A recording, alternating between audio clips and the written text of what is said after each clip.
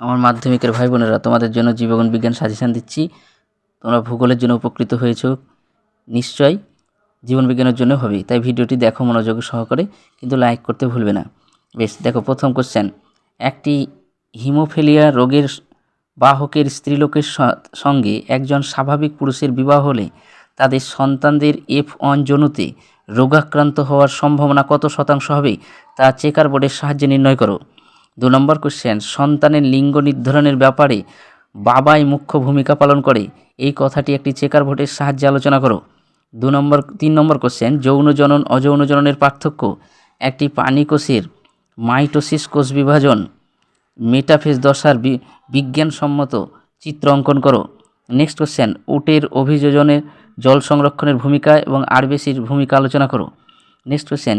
জীববৈচিত্র্য পদ্ধতিগুলির একটি সারণীর সাহায্যে লেখো। Next question. বন্যপ্রাণীর বিপন্নের কারণগুলি লেখো।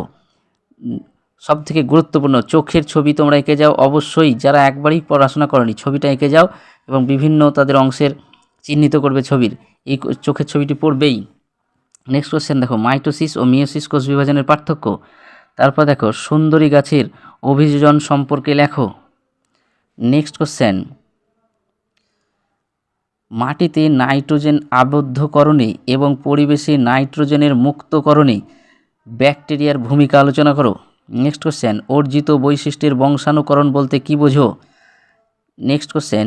এক্সিটু এবং ইনসিটু সংরক্ষণের ভূমিকা এবং পার্থক্য তোমার লেখো।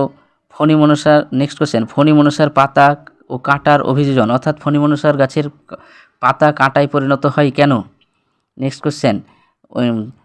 ফানের জনুক্রম শব্দ চিত্রের মাধ্যমে দেখাও। Next question. জীববৈচিত্র্য সংরক্ষণে PRBর ভূমিকা। Next question. অসম্পূর্ণ প্রকটতা মেন্ডেলের সূত্রের ব্যতিক্রম, উক্তিটির যথার্থতা ব্যাখ্যা করো। মেন্ডেলের এই মটর গাছকে অথবা মেন্ডেল কেন মটর গাছকে তার পরীক্ষার জন্য নির্বাচন করেছিলেন? Next question. মেন্ডেলের দ্বিসংকর জনন F1 জনুতে 75% বিশুদ্ধ গোলাকার হলুদ বীজ যুক্ত মটর উদ্ভিদ পেয়েছিলেন কেন? Next question. হিমোফিলিয়া রোগের কারণ ও লক্ষণ লেখো। Next question. মৌমাছির ওয়াগল নৃত্য বলতে কী বোঝো? Next question. ডারউইনের প্রাকৃতিক নির্বাচন তথ্য প্রকাশ করো।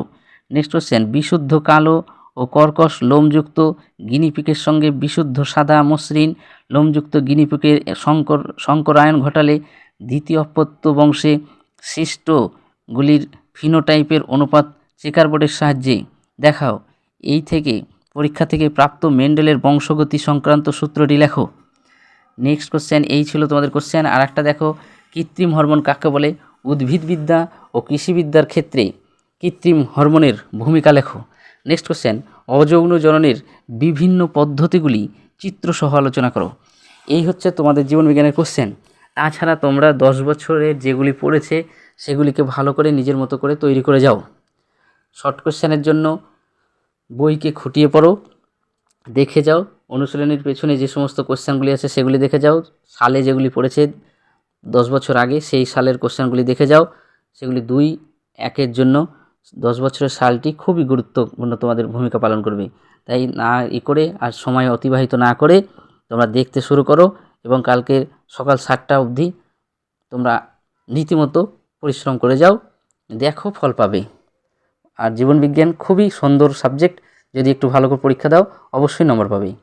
তা বেশ ভালো থাকো, সুস্থ থাকো। যদি পাও কমন তাহলে লাইক করবে এবং কমেন্ট বক্সে জানাবে। বেশ